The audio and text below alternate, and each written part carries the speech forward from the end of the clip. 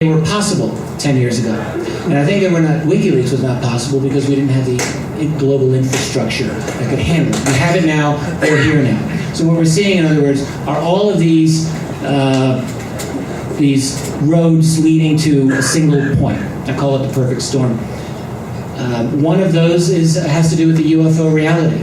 I am personally convinced it's a real reality, and that it involves somebody's technology that is not supposed to exist, but does exist. We can argue who is the source behind it. It's a fascinating question, and UFO researchers argue about it all the time. But that's coming to a head also. I co-authored a book a few years ago called AD After Disclosure, which is really my attempt to sort of see that. What if UFOs are real? What if there's a cover-up? How then would our world be transformed, rocked by the end of that secrecy? And my own conclusion is that it would be transformed in every possible way. So all of these things I think are happening in the next 20 years. And I think they'll very likely happen kind of together. I think one breakthrough will probably lead to breakthroughs in some of these other areas. And we're looking at a very, very wild ride.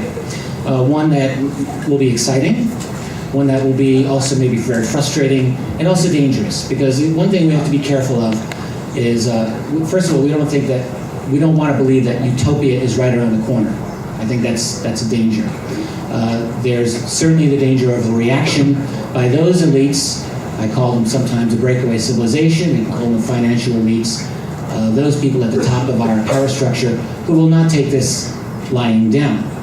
So there's going to be a struggle. Will they try to implement an in-your-face global fascist state, or will they fail? These are things that I think about, and I'm sure we all think about. Thank you. Thank you. Thank you, Richard. You have an important announcement Sasha will share with us. Before we get to that and building up to it, it's congruent with your perfect storm. As the late demigod Terence McKenna warned in his last interview, in the few short years ahead as we converge toward the eschaton, that transcendental object at the end of time, things are going to get weirder and weirder until they become so weird that we will no longer be able to ignore the weirdness. I think it's safe to say the weirdness is upon us. We've just heard varying reports in the last hour or so about the Fukushima reactor having given. Dave Martin's kindly agreed to shoulder the burden of talking on this subject for a few minutes. But before we do that, Dave, I have to say, and to also inject a little humor into the proceedings, it has not escaped my notice, sir. The last time you and I presented together, it was in 2010, last year's BEM notwithstanding. And if you'll remember, we launched the EASY initiative under multilateral observance. We were trying to create some kind of a bubble of protection for scientists and inventors to give them some level of protection so they could claw their way out of the basement and out of the closet and begin to get those algorithms and free energy systems onto the playing field. And within, I think, minutes of us finally launching that initiative, after having had the initiative scuppered, I think it was 10 or 11 days before, with our crew being arrested in the Gulf and us being set up for a huge fall, we did manage to pull it off.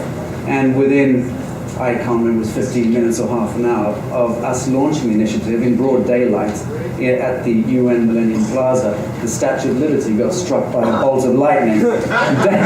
David was there, he and I both were hugging each other in the hotel room. And it has not escaped my notice, sir, that you were here last night and we had a mini tornado over the BEM conference. You're definitely the commonality here. Speak about the weirdness of Fukushima, if you will.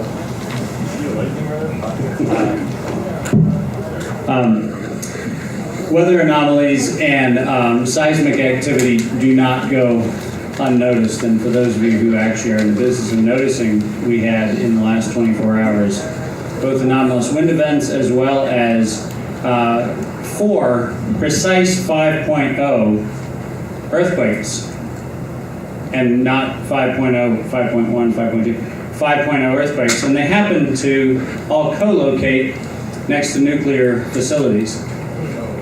Now, one of the things that is a statistical improbability are things like the Lake Anna, Virginia earthquake that many of you remember, which was the event in the summer of 2011 that cracked the Washington Monument and did a lot of other things. And we all think of Central Virginia as a hotbed of earthquake activity. And I thought it was interesting that on the occasion of the last 24 hours, we have 5.0 events, which actually are within range of nuclear facilities, including the one that's most pressing. 8 hours ago, a 5.0 quake hit the Honshu Island area, and actually the shock waves did in fact get to the TEPCO facility. Now, for those of you who are not familiar with exactly what TEPCO is doing besides compulsive lying, which is what they have been asked to do for those who are interested in maintaining certain status quos, the tragedy is that in the effort to remediate, and by remediate, what well-meaning people are trying to do is actually just contain the tide. And I do not, by the way, fault the individuals who are in the midst of working very tirelessly against an enormous, insurmountable set of odds. There are a lot of people in harm's way, and so I want to be really clear on the fact that what I'm saying is not directed toward the individuals who are carrying out orders. Those are individuals who are literally putting their lives and their futures on the line for a humanity that's dishonoring them. But what happened with the earthquake is that there has been confirmation that has just officially been erased by TEPCO. It got erased 7 minutes ago, but there is a doubling of the current radioactivity leakage report, which actually was present in the official records until about 53 minutes ago, when it was conveniently not available anymore. And it's not available in the United States courtesy the federal government of the federal government shutdown, which actually officially just posted on the website that had the information that due to the U.S. government's furlough program, they couldn't maintain the website. Because you know how expensive having digital media present on the web. That's a very... You have to have a 22-year-old kid on a computer, right? Yeah, it's very difficult to maintain a website apparently when U.S. government employees are furloughed. But it's an invitation, and I want to bring this around full circle, because this is one of those places where we could actually make a huge difference. A lot of you don't know that the events that were leading up to the bombing of Iran in 2005 were actually around a series of Iran. I said Iran, I-R-A-N, the Islamic Republic of Iran. The efforts that were being coordinated by the United States and by the UK and by Israel to actually do a preemptive strike on Isfahan and Natanz in Iran were interrupted by a woman. Most of you don't know this. A very short Armenian Christian woman who actually came to me during an address that I gave to the Expediency Council in Tehran. And when I gave the address, among other things, I was introduced to the Iran Nuclear Energy Association leadership. And interestingly enough, the Iranians have done a phenomenal job at focusing their time and effort on things like containment, remediation, and neutralization of radioactive materials. They've done that in partnership with some U.S. and French universities. Purdue University, most famously in the United States, which is actually an on-record collaborator with a number of Iranian researchers. What I find very interesting about this moment in time is that in a moment when the Occidental powers that be are suggesting that we should have some sort of intervention around Iran and the nuclear situation, we as humanity have an opportunity to invite something which is actually very unusual, and that is we could launder really great technology through Iran. Because Iran does not have a prohibition of actually stepping into humanitarian affairs in Japan.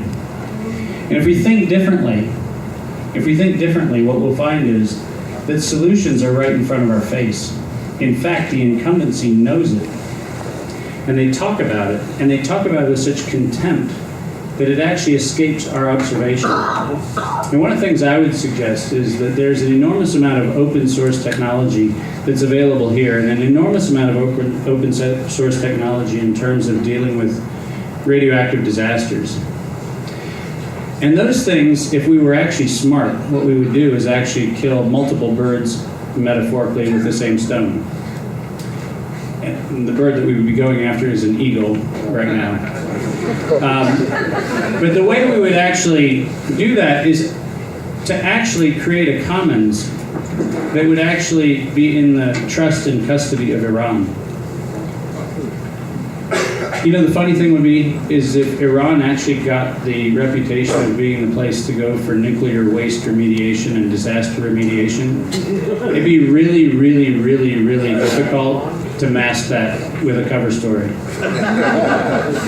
So, my impulse, it's a hunch, but my hunch is that we're actually invited in this moment to actually do something, rather than sit here and hypothecate about how the world is falling apart and how we can't do anything about it because the powers that be are the powers that be. I'm going to tell you this story because it's an important story.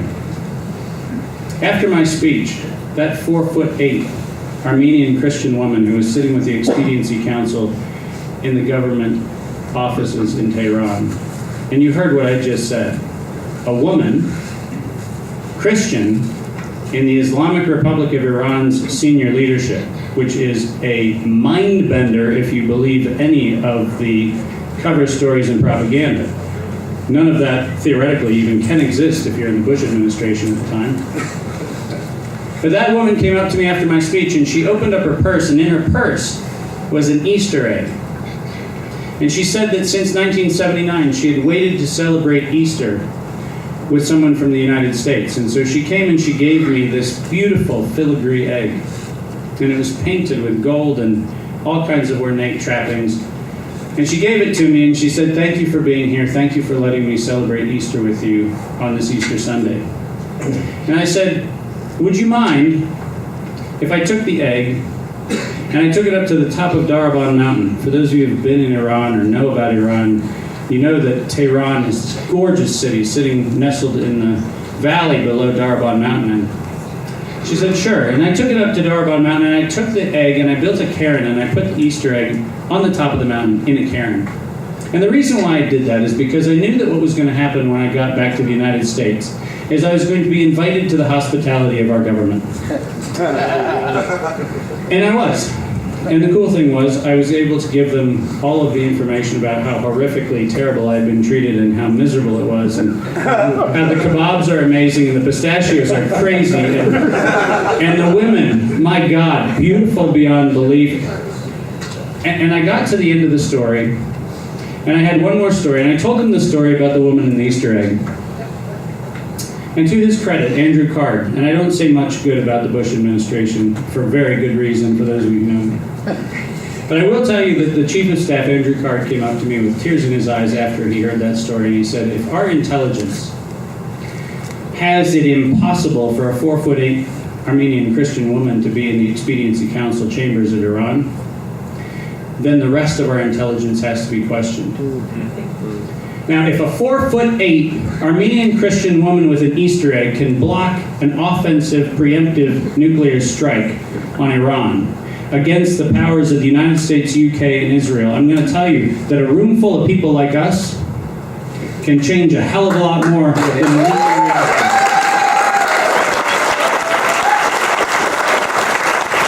And it's time for us not to sit here like sheep. It is time for us to say, if some of us have solutions, think about the value of the conduit, of not trying to put our flag or our ego or our identity on top of something, and realize that this is time for humanity to stand up as humanity and solve humanity's problem, and let the politicians do with it whatever the hell they want. Because it's not about them, it's about us, and it's always been about us. There is no catastrophe except the catastrophe of our conscience. Let's use this moment to stand up for humanity. Good. Thank you, Dave.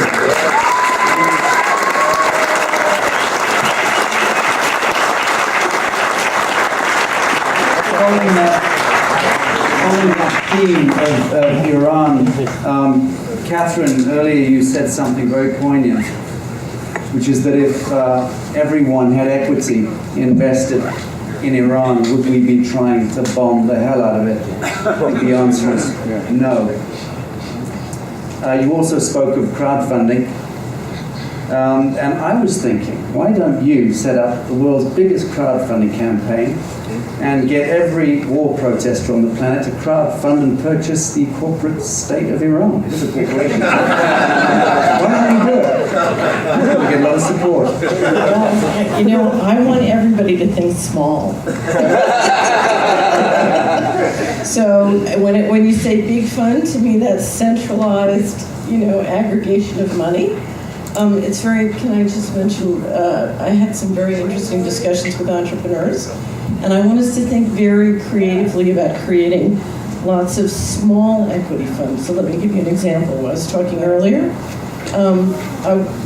If, let's say you had a technology and you were doing open source, as has been described, and you open source your technology to a community, and then you went to the community, and instead of charging them money for, let's say you did a workshop, you have tremendous potential to increase the efficiency of agriculture and tremendous potential to increase the value of the real estate by bringing the cost down, the electricity cost and energy cost.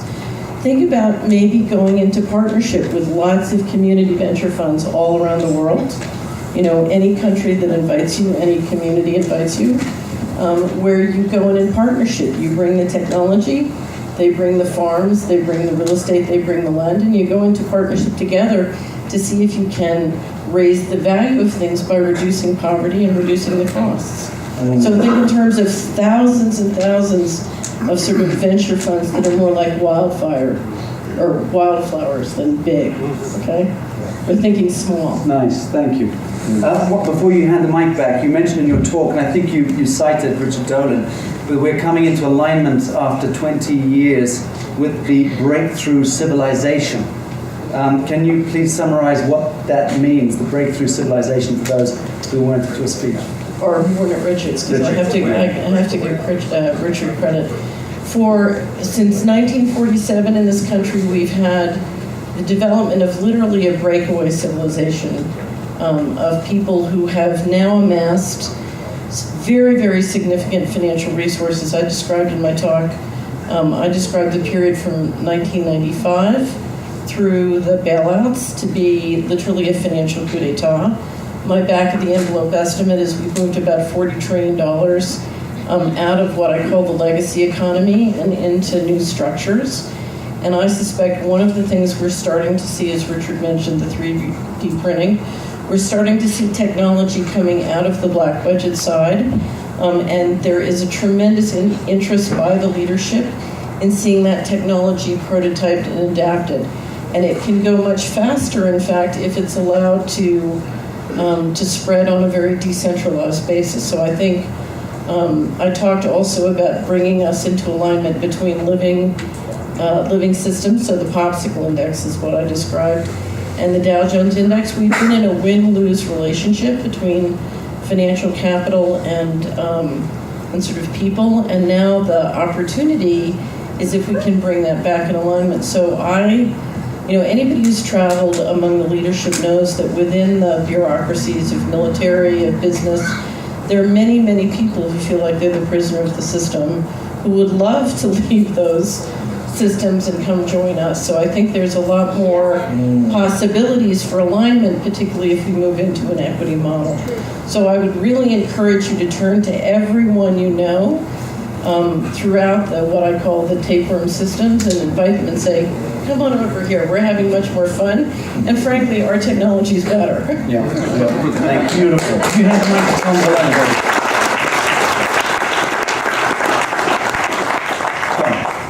Hi. Dr. Brian O'Leary was a house guest of mine shortly before he died. He spoke in reverential terms about you. Yes, he did. I have a question for you. If you had the full attention of Congress for 60 seconds, full attention, mind you, what would your message be? I shared this today, actually. The Power of Africa project that we have, actually, we call it the IRI Africa Homes Light Project, is something that can easily be done by governments, industry, or even crowdfunding. And this is providing 10,000 homes per month with the basic, very basic thing that we enjoy right now. And those are those little white things on the ceiling. How would you like it to be sitting here in the dark? There are millions of people in Africa that sit in the dark every night, and they're still going to school during the day, and they still try to do their homework by candlelight or by flashlight. So this is my basic solution to the problem. And I saw some inspiring stuff at the United Nations through the Youth Summit, Nexus Youth Summit. It's held every year through the Common Cause organization in Washington, D.C. And they do an invitation-only program. And you see these one-man shows that accomplish more than governments can accomplish. So that's what I would be sharing with Congress. Why try to implement a huge program and then try to worry about the deficit and all that, paying off the deficit, when you can do these things for pennies compared to the trillions of dollars that the World Bank estimates to electrify Africa. Great stuff, thank you. Second question. I'm blessed by Larry. If you had to flee the solar system, and if you had an unlimited budget, what would your crafted choice be? I'd probably choose the Lazar Sport model, perhaps, or a bigger one that has more than 3 occupants. And would you have Dan Winter as your navigator? No, I think I'd choose the more practical engineer. No offense, Dan. Wonderful. Thank you, Tom. Thank you, everybody. I want to just make a quick comment before we open the mics to all of you, and that's in reference to some of the points were made by David Martin relative to Iran and Tom about Power Africa. I want you to all know that there are initiatives of which I am aware and even also connected to that are involved in bringing electrification to millions of people all throughout Africa, and the Power Africa initiative. It is beginning to happen now, as well as bioremediated water, because the women who are walking many miles with a bucket on their head of water, the water is oftentimes contaminated. So at the same time, we're bringing electrification to millions of people. It's a process taking place beginning literally in about 2 months. Do you mind if I interrupt a second? Are you familiar with how they're bringing electrification to Africa presently? Yes. Through the industrial approach? I'm not talking about, this is you could say, an end run around the big hydro centralized power infrastructure projects. It's the same infrastructure we have here. But that's not what I'm talking about. That's what they're going to copy in Africa if they get their way. The reason I'm telling you this is because it's not that. It's not that. It's a much smaller, almost micro level way of bringing micro hydropower technology into rivers and streams that are only 4 feet deep. That's how local the project is. And it's beginning to catch on, and it's bringing electrification so we can help these people have lights, and schools and wells that have electric pumps, and literally to transform their lives, as well as remediated water. So I just want to say that. Another point regarding what David said, I am also aware of people who are doing the same thing because of the window that has opened in Japan, because there are many members of the Japanese government who are scrambling to get away from nuclear power, and the door is wide open for all sorts of interesting new technologies to come into that marketplace. And I know of people who are working actively in unison with the Japanese government to accomplish that. I just have to say, it's really something excellent that's going on. It's a very dangerous thing for us to bring up the subject of utilities at the same table as David Martin. Do you want to see Cat Coffee? Do you want to say something to that? Okay, well, as a I got third, another storm coming, brother. fine. As a third generation white African, I'm somewhat qualified to speak a little on behalf of Africa, somewhat. And these noble initiatives notwithstanding, it seems to me as an African that the best thing we could do for Africa is to get the hell out of its face. I beg to differ because there are many people who are suffering and asking for assistance. So it's being done, as far as I know, in a very sensitive way according to the needs of the people. And that is what's happening. And, we share one heart and we need to respond to the people in need. So that's how I feel. Of course, I'm referring to the corporatocracy. I'm not. That's my point. So on that note, we'd like to open this up to all of you for questions. Do we have a microphone in the audience? Yes, the young